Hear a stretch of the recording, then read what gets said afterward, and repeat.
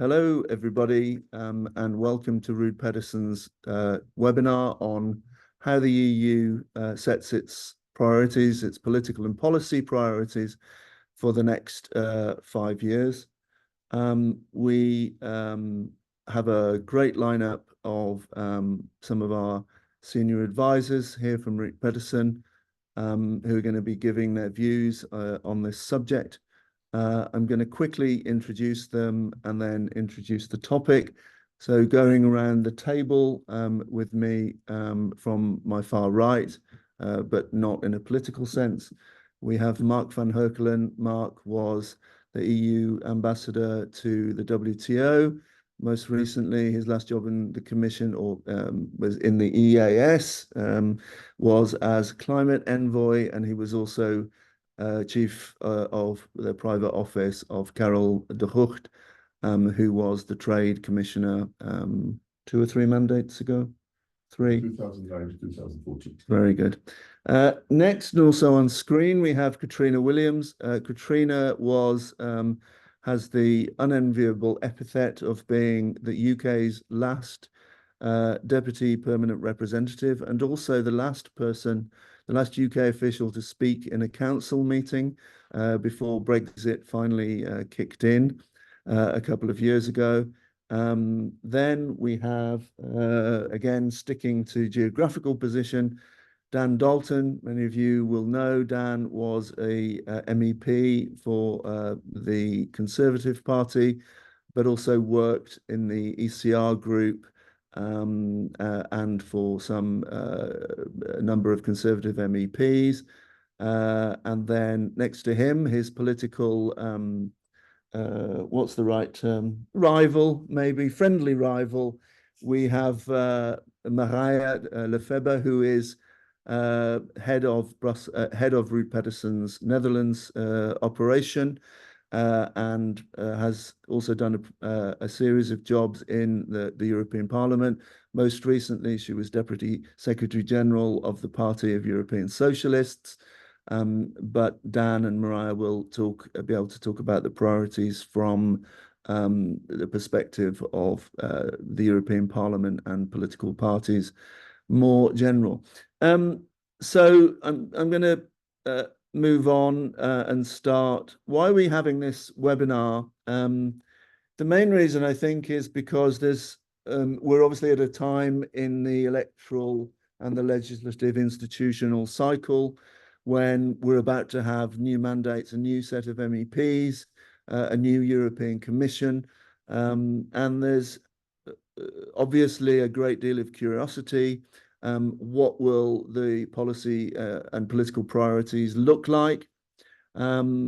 We felt that this process is not clear, or there are different views on how it works, and we wanted to just provide a guide on the one hand to the process, but also really try and illustrate that it's a very dynamic process with different EU institutions really competing for influence over the priorities, although in the end they usually settle, or they do settle on a list of common objectives.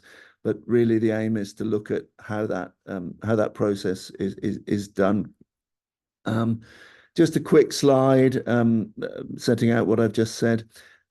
Before I open up by asking the panelists to give their views, I'm going to put a timeline slide on the screen, which is our best guess at what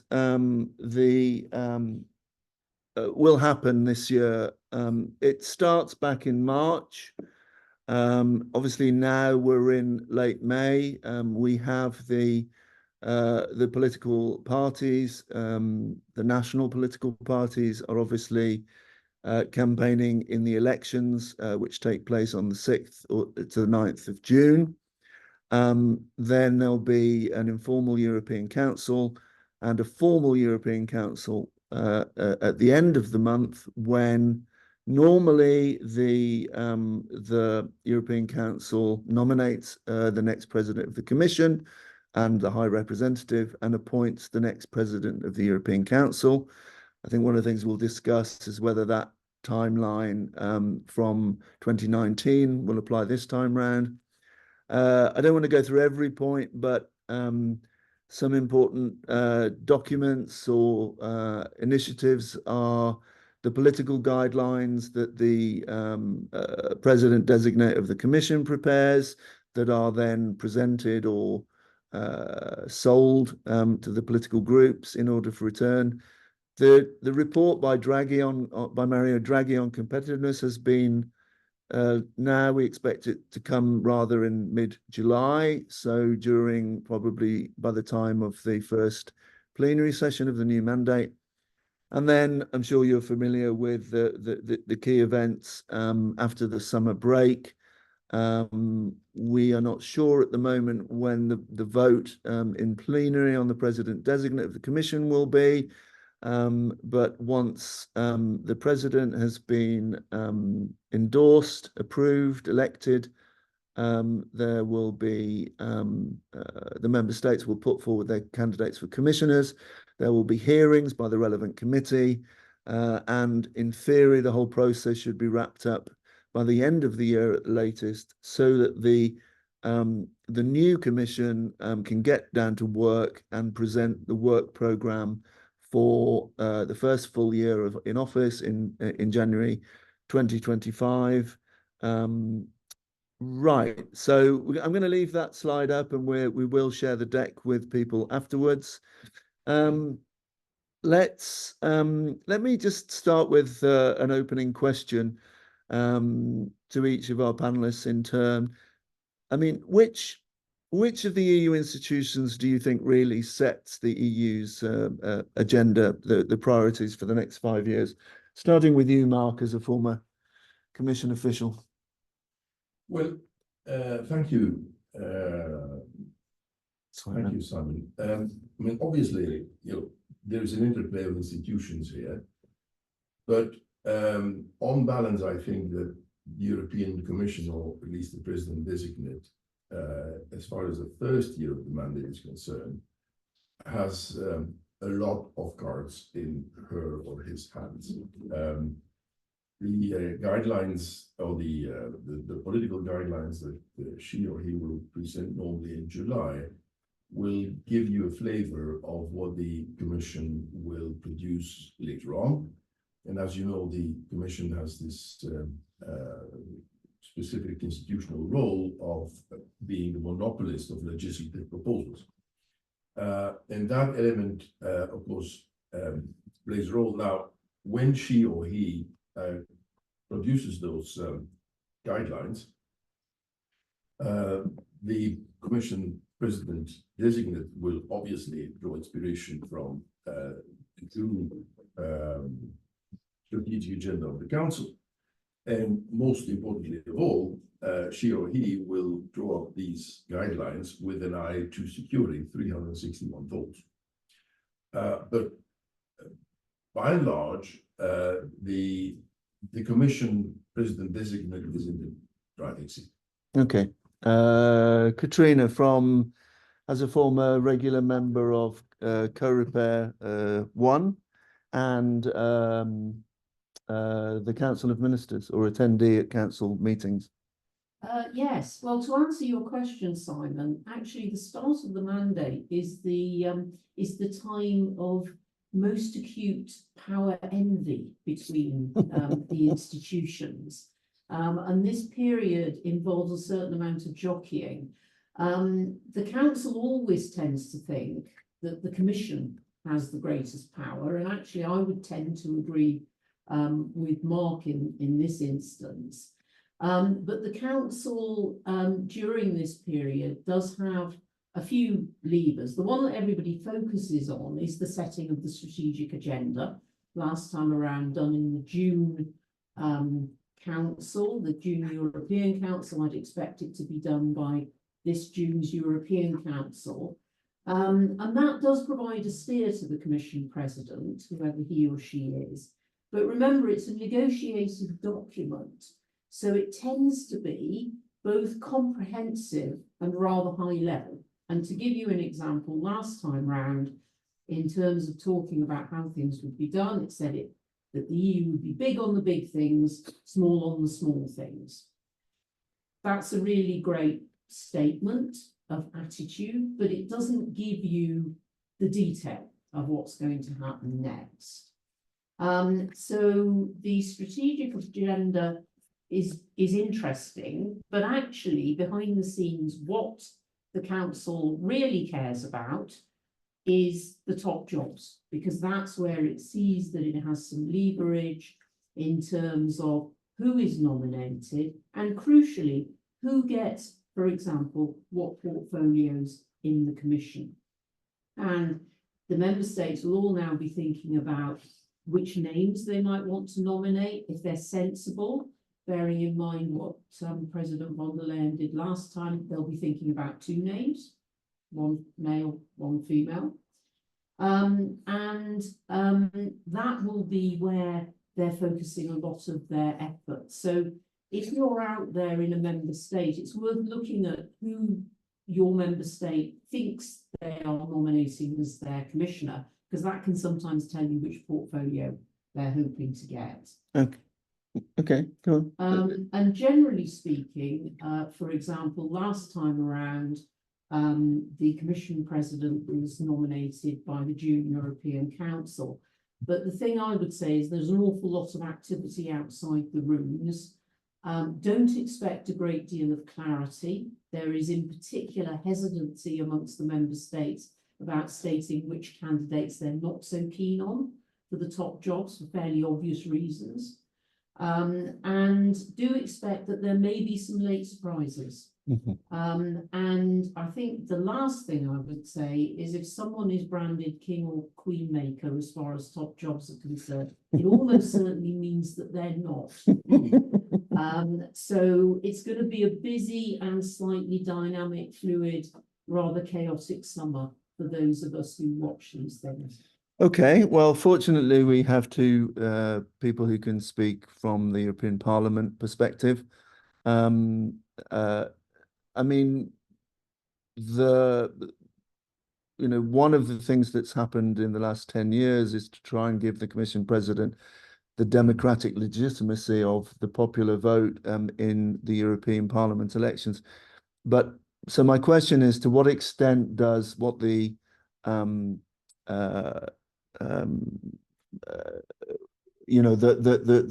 the manifestos of the different political parties have an influence on the EU's priorities? Marije, maybe you want to go first. The manifestos of the political parties. So I think that is something a lot of people are interested in at the moment. But this is, I would say, a kind of a common ground for political parties to actually campaign in their own countries, rather than a type of, let's say, clear guideline for policies that will be definitely implemented. So these manifestos, they are made by political groups. So you have the EPP group, and you have the PES group, and you have the ALDE Renew group, and you have the ECR, and so on and so forth.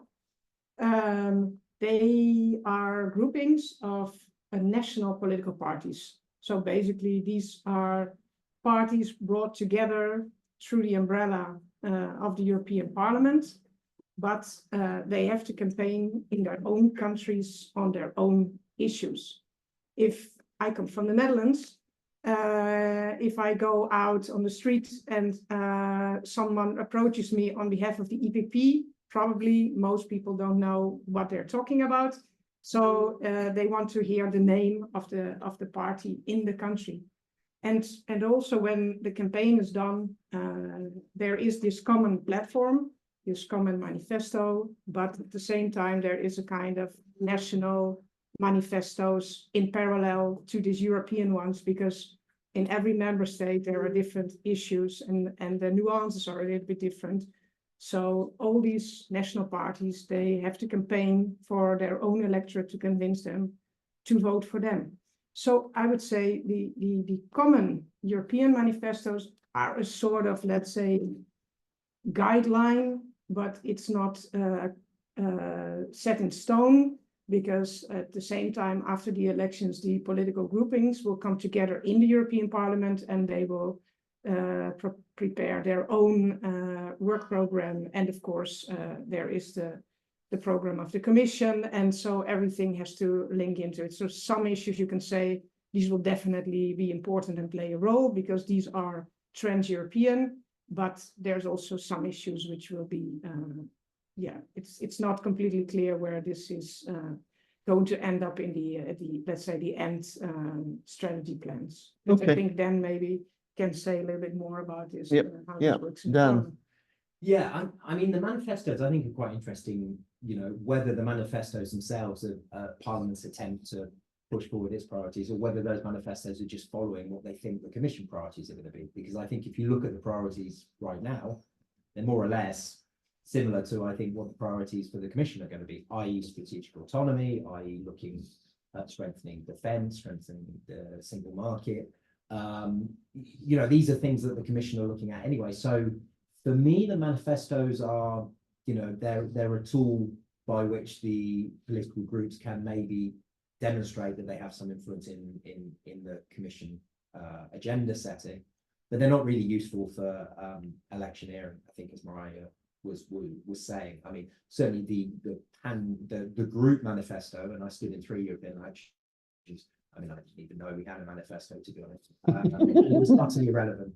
We had a national manifesto, as did all of the other parties. And I think, so, you know, and I think that also goes back to the first point on the priorities. For me, really, the Commission is the scene setter on the priorities, but not just the President. I think, you know, we have all of the DGs and the units of the Commission who are working continuously on their visions for what the next 5 years are going to bring. And of course, they are already, you know, managing existing European law and looking at the areas where that existing European law might need to be updated. And so for me, it's very much the Commission. But where the Parliament does have a big role, and it's just now, it's just for the next few months, is one, in making sure that in voting the President, and everyone will look at the numbers that the President needs to get through, and they will all look at it in the confines of the political groups. So everyone at the moment is talking about whether the EPP and the Socialists and the Liberals together will have enough votes to reconfirm von der Leyen if they all decide to go together. And so I think they do set a bit of the agenda for that. And then, of course, the Parliament has to endorse each of the individual commissioners, and there'll be a lot of drama, I think, as Katrina was you know, alluding to, that there will be lots of drama maybe in the Parliament because those those Commission candidates that are not in line with Parliament priorities are unlikely to get through. And thanks, Dan. I mean, I think there's one question that everyone really, particularly journalists, and focusing on, but not just journalists, is what do you think the influence of the far right will be? And when I say the far right, I mean, I really mean, well, I know, Dan, you don't like me referring to the ECR as far right because you were actually involved in the creation of that group. But there are two parties to the right of the EPP as the centre right, that we normally refer to as the centre right group. What's your view on the influence that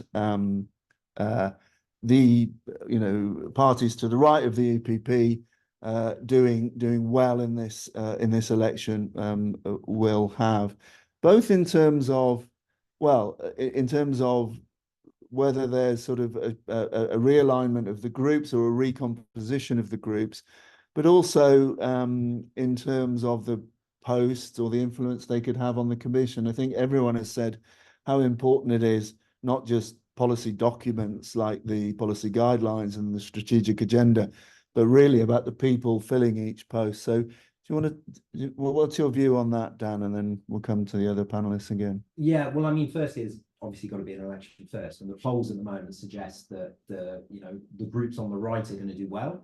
Now it's a proportional system in the first place, so they would have to do exceptionally well in many member states to have enough numbers to really make a difference, I think. And the polls at the moment don't say that they're there. So My first assumption is that actually the centrist Grand Coalition will hold, i.e. there'll be a majority of the EPP, Socialists and Liberals together.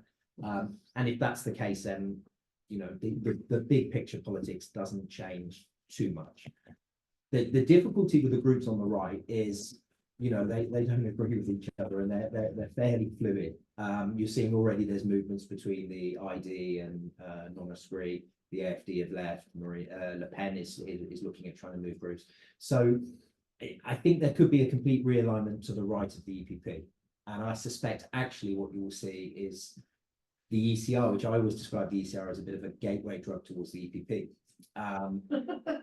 And you're beginning to see that now because the EPP are supporting Maloney, who's likely to do very well. So, you know, the question is really, and this is completely unpredictable, to what extent do the ECR align with the EPP or even combine? Where does that leave the group, the parties to the right of the ECR? What are they going to do? Because they clearly don't agree. The dream, I think, of those in that position is to create a big super group on the right. But the reality is, I don't think that's going to happen. I think you're going to end up with a fragmented right, which means they'll be far less powerful in the end in the parliament. Marije? Yeah, I think I wanted to add to this. It's like, I think when it comes to the power balance in the parliament, it will be different, slightly different, because, you know, you have the core group voting for the, let's say, the commission president. And I agree with them that I think it will probably be the center that is going to bring her all the votes required in the end. But outside of that, or apart from that, I think, you know, issue-based basis, there will be a different, let's say, a different balance after the European elections, with more weight for right-wing parties, if the polls are going to be happening, actually. But for the Commission itself and the people who are going to be nominated as members of this Commission, it will be different, because this is not the European Parliament deciding on who's going to be the commissioners. Of course, they have the hearings and they have a vote, but at the end of the day, it's the national governments proposing their commission candidates.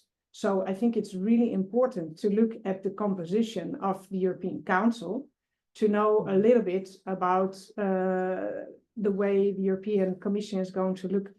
It will not be one-in-one, because when there's a prime minister who's from EPP, but he or she has to have a coalition together with other parties, then it's not necessarily going to be an EPP candidate being nominated for the Commission. But you have to look at the coalitions in the different countries to get a grasp of what kind of Commission candidates will be proposed by the different governments. And looking at it now, I think it will be slightly different, because in 2019 the national governments were not as they were today, so that will be reflected in some way in the European Commission, and of course also in the program of the Commission in the end, because von der Leyen needs to make deals with all of the countries in order to get enough support, and with all the groups in the Parliament, in order to get enough support to be really Commission president at the end of the day. I see you're nodding, Katrina. Do you want to come in on? Well, Simon, I know you don't like us all agreeing with each other, so I won't, but I do. With both of them, actually. I mean, the one further observation I was going to make in terms of the far right, and I really agree with Dan that it would mean quite a big swing to shift anything very dramatically in the composition of the Parliament, is that on quite a lot of issues, actually the far right is better at knowing what it doesn't like than knowing what it does like. And I think that also has a bearing, because it is far easier to be influential as a political movement if you know what you're going towards rather than what you're going away from. So I think I'll leave it at that, because otherwise I would just be violently agreeing with my colleagues. Marc, do you want to come in, or should we? Otherwise, I have lots more questions. Well, then, for the benefit of time management, come up with your own questions. Okay. I mean, I think the other thing everyone's curious about is what Maloney does where she takes her MEPs and where she sees gaining maximum influence via the parliament. What are your thoughts about that? Yeah, I mean, this is an interesting one because Maloney obviously has moved quite far to the centre during her term of office. But, you know, she basically runs the ECR group, and that actually is quite a big opportunity in a parliament where the centre groups are, you know, going to have a much smaller majority if they do. So there is a real question as to whether she sees her future better off as being the sort of leader of the ECR group, or whether the EPP can offer enough inducements that actually she's prepared to either go close to them either via joining the EPP or via, you know, ensuring that some sort of solution comes to the Commission President, whether that is her supporting von der Leyen or whether that's an Italian president that she would nominate. And are you thinking about Draghi? Because that was Yeah. my other question. What do you think there's I mean, Draghi was you know, is not of her political family, so there's a lot of speculation about particularly Macron pushing Draghi. Do you think that's realistic? I mean, against Maloney's wishes? I would be very surprised, right? Because ultimately Draghi represents a completely different political view to Maloney. And Maloney has just destroyed that political view in Italy. So it would be strange for her to give effectively her biggest rival, you know, control of the European Union. Having said that, though, you know, there are some opportunities for Italy if, you know, it ends up in such a way that Draghi can be a nominee that everyone can get behind if von der Leyen can't. So I wouldn't rule it out. And you know, you've seen stranger things happen in European politics, but I would be very surprised because it does go against the whole sort of vision that she's had. Okay. Anyone else want to come in on Maloney or? Oh, okay. Not really, except to say that I think what we've seen with Maloney is quite an illustration of the old saying that many people have claimed, that you campaign in poetry and you govern in prose. And it's actually, you know, the moderating impact of finding yourself suddenly in. Yeah, okay. We're supposed to be talking about policy priorities. Where do you see the shift in, if you like, political positioning on some of the biggest issues facing the EU for the next 5 years? I'm thinking particularly about immigration, because that's an obvious one, but also on Ukraine, support for Ukraine, stance towards Russia, support for a stronger defense profile or capability of the European Union. I mean, what contrast would you maybe make between the last, you know, von der Leyen 1 and what most of us expect to be von der Leyen 2? Marc, you look. Well, obviously there's going to be quite a bit of difference in the policy guidelines of 2024 compared to 2019, irrespective of who will be the Commission President designate. Clearly we live in a pretty different world from the one that we were in 2019. So you'll have much more emphasis on competitiveness, on strategic autonomy. That does not mean that the goals or the objectives of 2019 are going to fall by the wayside, but clearly what we're going to now have the emphasis on is on the implementation of the avalanche of legislation we've had over the last 5 years. So implementation of the Green Deal, implementation of the migration plan. But the rest will be, you know, indeed competitiveness. So therefore, an industrial policy, bigger emphasis on the single market, simplifying rules and what have you. I mean, especially if von der Leyen becomes a new Commission President designate, I think I can already write 3/4 of what she's going to say. That is not at all a criticism. Obviously, setting the objectives, that's not the hard part. The hard part is to find the means. And it will be interesting to see, for instance, whether in July, once she has been designated, or once the commission or another person has been designated, whether that person is going to say things, for instance, about the future of the budget.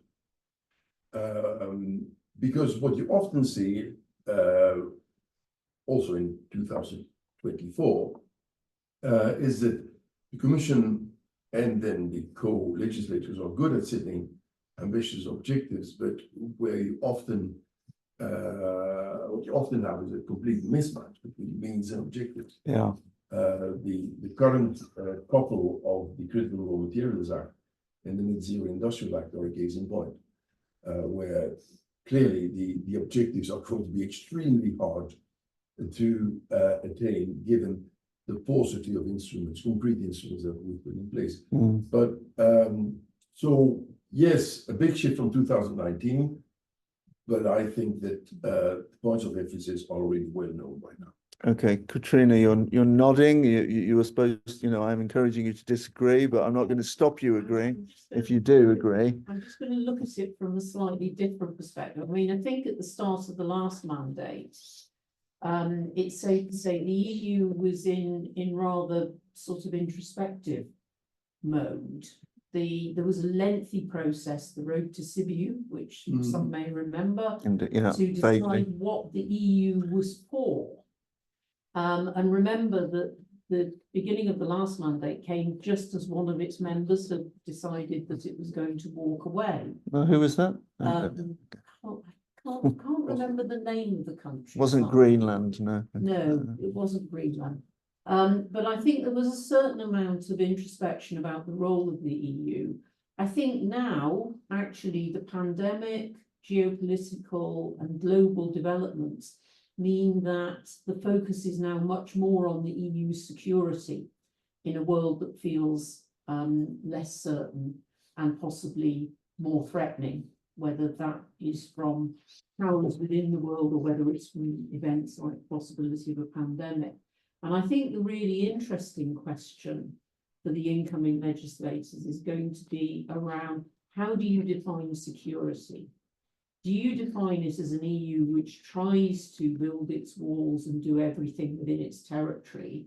Or do you define it as an EU which actually needs good, strong strategic relationships globally? So for me, how that debate on what was strategic autonomy develops as it becomes a debate about strategic security is really important. And closely linked to the debate about prosperity, which I agree with Marc is right at the heart of it. Okay, anyone else want to come in on that point? We're getting some questions online, and I will in fact I'll start taking them actually. One of the questions is, do you think there will be a vote on the Commission President in the European Parliament in July? That's what happened in 2019. I think that happens more frequently than not, but it's clearly going to be, it's clear that if von der Leyen is to get the majority, it's going to be even harder than last time. So anyone wants to come in on that? Dan? Yeah, there are two possibilities, it's July or September. And I think July will happen if von der Leyen can get an agreement with mainly with the Socialists and the Liberals, and the wider package of the other posts that are up in time. Now, it looks harder, to be honest, this time than it did last time. So if you ask me to put money on it today, I would say September is a more likely date than July. For the Parliament to vote, for the plenary to vote. Okay, Marije, do you... Yeah, I agree. Looking at the majorities, let's say, looking at the support for von der Leyen, she has less support this time than she had last time. So it will be more complicated for her, and it means that she has to negotiate with every group in the Parliament, and it's dealing and wheeling, as we all say it. At the end of the day, there should be a good agreement and a compromise, and that should satisfy the other parties as well. And that could take a little bit more time this time. Just a quick question on that. I mean, she was seen to have, was the Green Deal a priority because she needed the votes of the Greens last time round? And therefore, by comparison, will she have to do something for the far right to get the extra votes? And just one thing that maybe, that I have to remind myself, the vote on the Commission President in the Parliament is a free vote. It's a secret. It's a secret. Sorry, it's a secret vote. So it's not. Whereas the vote on I think the vote on the final full College of the Commissioners is public. Yeah.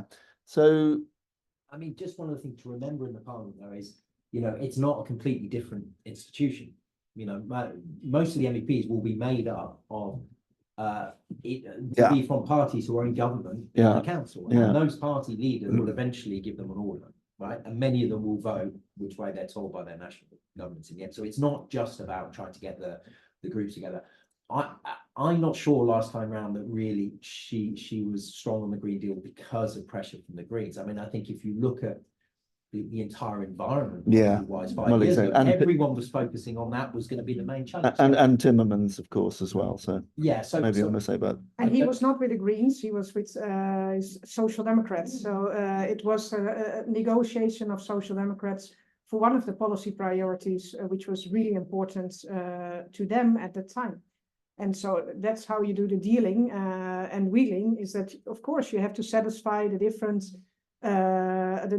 political groupings, the different governments in the member states, and then of course also it depends on the profile of certain candidates, what will be allocated to whom and to which country, because as Dan says, that's true.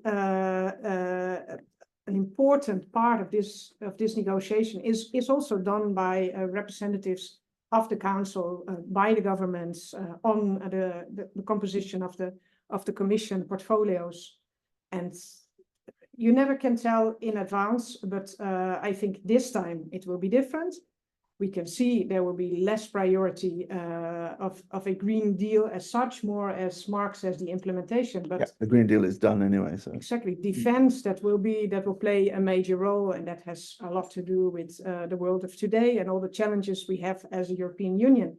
There's talks about having a commissioner dedicated specifically to defense. That could be one of the possibilities, but that also depends on all the, let's say, negotiations and outcomes. And defense is not just having an army, but it's of course also very important is digital security, online defense, because this is something we are being confronted with on a day-to-day basis. So I expect that this will be a big part of this security portfolio as well. Sure. Just when you say, would she need to give something to the right? She's got very little room for maneuver, because if she does start sort of giving a lot to the right, then she's going to alienate probably. And the centre left have said that they will. She really needs the Socialists and the Greens more than she needs the right. Okay. Yeah. On the other hand, because of the fact that it's a secret vote, party discipline matters much less. Remember how she got voted in last time. There were quite a few defectors, or quite a few people from the EPP not supporting her. Yeah. And in the end, she got through support from the PIS, which was a member of the ECR. Yeah. Yeah. She will, or he will, clearly made the calculation, do I muster 361 votes? We know, for instance, that the French members of the EPP will definitely not vote for her for domestic political reasons. So she has to make up for that. Yeah. There may also be members of the Liberals as well as the Socialists who are not going to vote for her. So she has to do her sums. That is one reason why I believe that it may be in many people's interest not to rush the vote in July. I think also in Parliament, they may have an interest to delay it until September, because in the sort of talks for support of the Commission President designate, you will also have, and I know this firsthand, you will also have a lot of pressure from the faction leaders of the various political families to say, we know that there will be commissioners from For Mark, yeah, sorry. our family, you have to make sure that they get powerful portfolios. Yeah, absolutely. Yeah. I just want to take more questions online because we're getting some good ones. Actually, there's one I wanted to ask as well. What influence do you think the reports done by Enrico Letta and Mario Draghi will have on the priorities? Katrina, maybe. Yeah, well, of course, we haven't seen the Draghi report yet. So in a way, you know, he needs to sharpen his pen so that report is out there. And it's delayed. It's been delayed from what we originally thought as well. Yeah, so, you know, he needs to sharpen his pen to ensure that it's out there. I think, you know, clearly they will both be important pieces of work. I think what reports can do is they can give you an interesting menu, but they can't make the choices for you. So I think the critical layer for the incoming institutions is going to be about making those choices. The Letter report, for example, was a really well-written menu of things that you could do. But actually it was a menu of more or less all the things that you Exactly, yeah. And I think there is something about actually at the senior level, politicians then need to make the choices, and it's almost as important to decide what you're not going to do. And do you think it was tactically smart to write a 150-page report? And do you think Draghi's report will be as long? Would you advise him to do a... I would advise him to do a report that is as concise as is consistent with what he wants to say. You know, my own personal, this is my personal view, as somebody who used to see a lot of pieces of work trying to influence me when I was operating in the council, is that actually the pithier the better, because you then stand a better chance of the whole thing being digested by your target audience. Okay. Dan, you want to come in? Yeah, I mean, I'm pretty skeptical of these reports, to be honest. When I was an MEP and these type of reports, no one ever took any notice of them. I don't think anyone, well, not many people actually read them. I mean, they're useful as a starting point, and quite often there were, you know, Parliament would do some own initiative reports on the back of these type of reports. But realistically, I don't think they're doing anything other than setting the framework of the general thinking that's already existing in the Commission. And so it's useful in saying, okay, well, these are going to be the areas where the Commission is probably going to look at over the next few years, and potentially some of the options that the Commission could do. But beyond that, I don't think they're really, you know, important, because the minute the Commission does decide on a course of action, of course, then you've got significant amount of time where things change. We've got a good question about influence, and seeing as we are a public affairs consultancy. An anonymous online participant has said that the political guidelines written by the president seem to be very important. How do you influence them? Any tips? How do you influence them? You mean from the outside? Right now? Absolutely, from the outside. I think there is little scope for influence. Who's working on them though? Is it just the cabinet, or it's if we're talking about Mrs. von der Leyen, it's herself. Yes, indeed. And then 3-4 people here, a very close circle of confidence. And then, of course, as Marije has already been referring to, don't forget that already since March, Directors General, the 30 or so Directors General of the Commission have already been preparing the briefs and policy suggestions for the next Commission. Yeah. They will already lie on her table. Right. Now, obviously, this is part too big a pile, so she has to sift through them. But nonetheless, I mean, she will have plenty of materials to draw on. Yeah. And then, of course, these briefing books then will be used to prepare for the hearings of the individual commissioners. Yeah. But I would say external influence right now, I'm afraid the ship has sailed.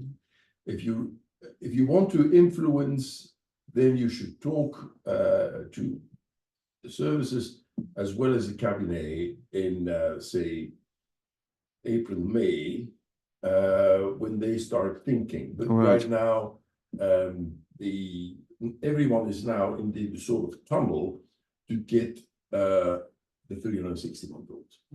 What I would say is I think this is quite a good time to build relationships with the people in the services. In the commission, yeah, and the commission yeah, who yeah, then yeah. will be carrying forward all this work. But I think the building blocks will all be there already. But actually this period before the commission arrives, because once the commissioners arrive, then, there's a frenzy of activity. Yeah. It's a good time to talk to the commission services. Yeah. And of course, it's quite a good time to talk to the member states. Why? Sorry, just spell that out for us. Because it is a period in this town where there is rather less activity. Yeah, of course. Okay, going right, on, right. And the member states are taking this period to do a bit more strategic thinking themselves. Right. Okay. And just on that point, the mission letters that the president of the commission writes, I thought they came earlier in the process, but they actually come after the commissioners have been confirmed. So are they important or? They are important in particular with regard to the internal function. Mhm. A mission letter says basically what she or he, as commission president, believes what the priority should be for the portfolio of the commissioner in question. Yeah. But it's also about delineating the portfolios of commissioners. There are always gray zones. There's always bickering. Yeah. There are always unsettled accounts with services, which they try to settle through the mission letter. Right. I can give you anecdotes about that. Furthermore, depending on what sort of management format he or she is going to take, and there will be the whole debate, or there will be the whole discussion on how to organize the functions of the executive vice presidents. I was going to say, so who falls under them? Yeah. And what is the modus operandi of these clusters? But you assume that the vice president system with the executive vice presidents will continue. I don't know. I mean, I think there is a big likelihood that is going to happen for two reasons. First of all, because indeed for the families of services and commissioners that have a lot of files in common, coordination under an executive vice president is useful. And secondly, let's face it, we are 27 commissioners, and it's not always easy to find a portfolio for commissioners that is extremely relevant. Indeed. Marc, this is actually a question to you from me. Can I do that? Yes, you may totally, absolutely. I mean, I've heard some of your former colleagues in the services say that actually the mission letters are also important, because if a commissioner wants to argue for resources, they need to have a reference in the letter to enable them to do that. Is that right? I mean, that's correct, because obviously there is a pecking order of priorities, and the mission orders or the mission letters rather should reflect this sort of hierarchy of priorities. Because every commissioner is important, but some are more important than others, and that definitely will then have a bearing on the allocation of resources, which are increasingly becoming scarce because more and more tasks are given or are put on the shoulders of the commission services, and the resources are not growing accordingly. So indeed, scarcity has to be managed. Okay.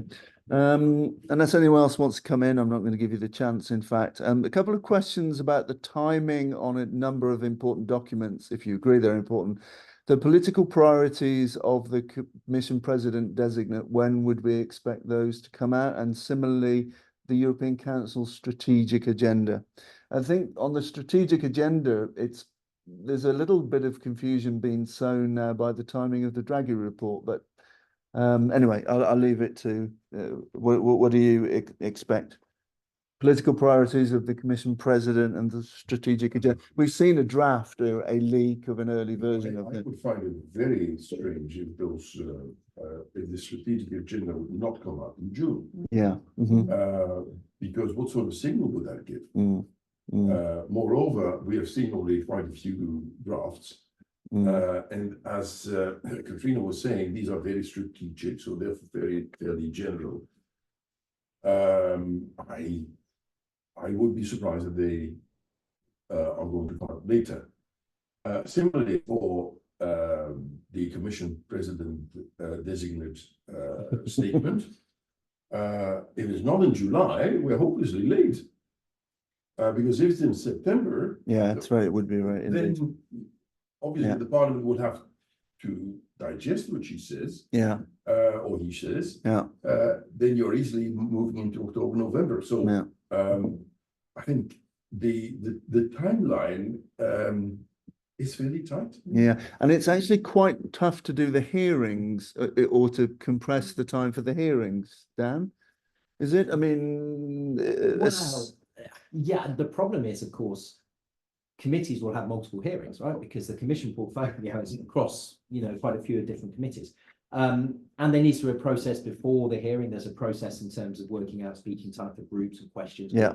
And then there's a written procedure with questions as well. So there is there's a good amount of time that needs to be done. And then there's also the formal discussion after it. Yeah. Yeah. So it can't be rushed. And I don't know if it was 2014, but the commission took a lot, I think it was 2014, took a lot longer to get approved. They didn't get approved and formally start work. Absolutely. So well into the following year.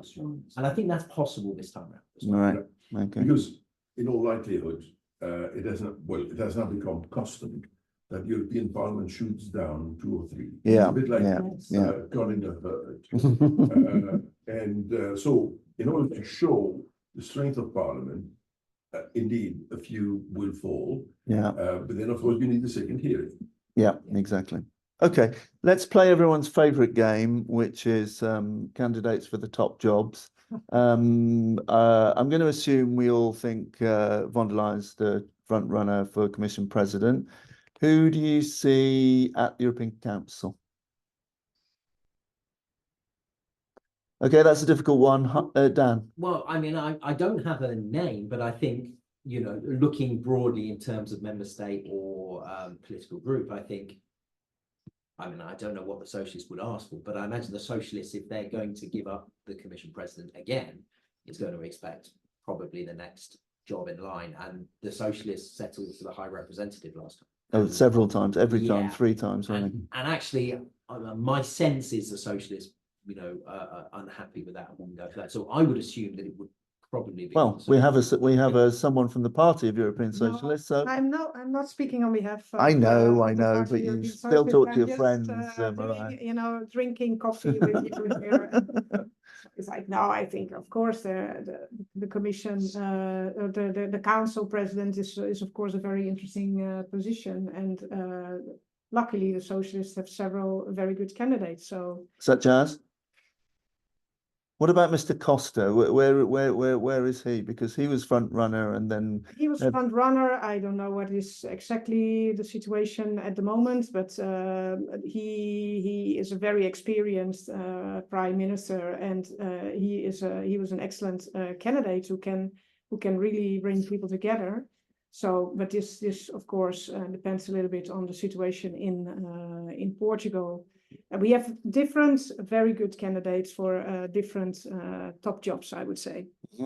But it's always, the funny thing is always I hate it and I like it. The months and the weeks before this moment, everybody's drinking coffee and thinking about who can be the candidate for XY, and this is happening, I think, in the whole Brussels bubble, and it's always nice, and you hear a lot of names, but I think it's a little bit too early to say who is going to be. Okay, you're no fun, Marije. You're absolutely no fun, and no fun for journalists, in particular. What about the High Rep? So if the Socialists aren't going to go for that, as they have done on the last 3 occasions with mixed results, in my opinion, Who are the good candidates there? And do you see it going to a particular group? I would put my money on Mrs. Klaas.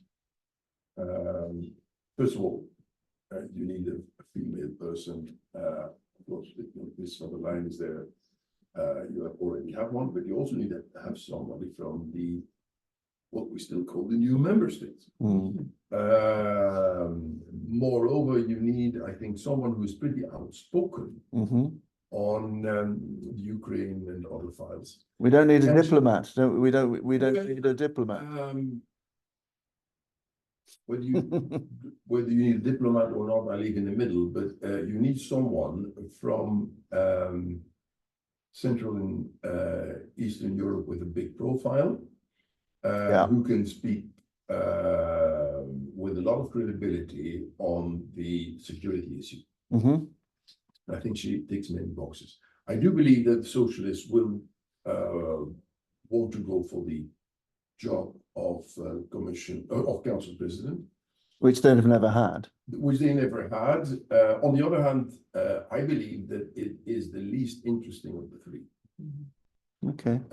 Because especially if you have a number of strong people in the European Council, then the role of the council president is not much more than that of a notary. Okay, But we are talking about more top jobs. One of the big posts is also, let's say, the president of the European Parliament. This is part of the whole mix of big positions, and then it's even enlarged. I mean, the NATO Secretary General is going to be decided very soon. So it's like, and it's not only important which political color someone has, but it's also important. Come they from the north, from the south, from the east, from the west? Is it a man? Is it a woman? So it's so many things you need to. I know you're trying to stop me playing my games, Marije, and it's very valiant. But I'm going to be Katrina. We're nearly at the end of the session. If the UK was still a member of the EU, would the UK support von der Leyen as Commission President, Kallas as High Rep, and someone from the S&D at the council? If the UK were a member of the EU, the world would be different.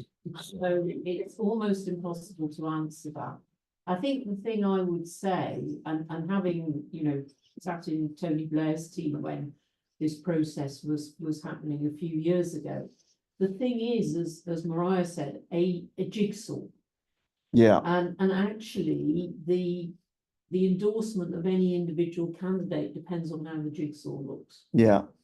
Can I just add here as well, is that the sort of stitch up that we've talked about here, which seems a very nice one, right, in terms of the one we're expecting rather than the ones we've had in the past. Socialist president of the council, and I think Sanchez might be one to watch actually. Definitely. And Kaja Kallas, that's your typical perfect centrist coalition, right? Everyone gets something, you tick the box. The question then, of course, is if Maloney and the ECR start trying to throw their weight around, because it's not enough posts, and someone's going to lose out, and then the whole mix looks very different. And that's also the reason why I suspect at the end this will be the outcome, because it becomes too messy if you're trying to bring the right.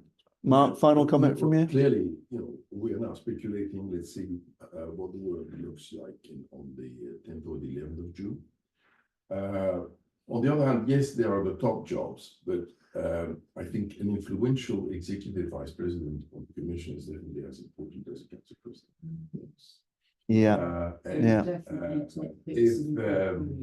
If I were Mrs. Meloni, which was I think I would be much more interested in a powerful executive vice president job for Italy. Although they're a top job. The question is, where do you get things done? Yeah. And there's a debate for another time, which is, what about the commissioners from big member states like France not being executive vice presidents? I mean, Breton has had a great deal of influence in this last commission. The most explosive situations are when you have an executive vice president from a small country, the one of Denmark serving under that executive vice president from a big country. That's fun games. Yeah, and we've had that several times. Right, okay, we've come to the top of the hour. Thanks very much to all our panelists. Some great discussions, maybe not as many disagreements as I would have liked to engineer. I hope those of you who joined online, I see we have 77 participants, or just looking at the figure now. It's very good. We will share with you the deck that we were talking to. We only showed the first couple of slides, but we do actually look at the various role of the institutions and the role of things like the strategic agenda and the policy guidelines. You can also get in touch with any of our senior advisors. We have three or four of them here. We have several more. We have a lot more. Some who are very specialized in certain policy areas. You can find the details on the website.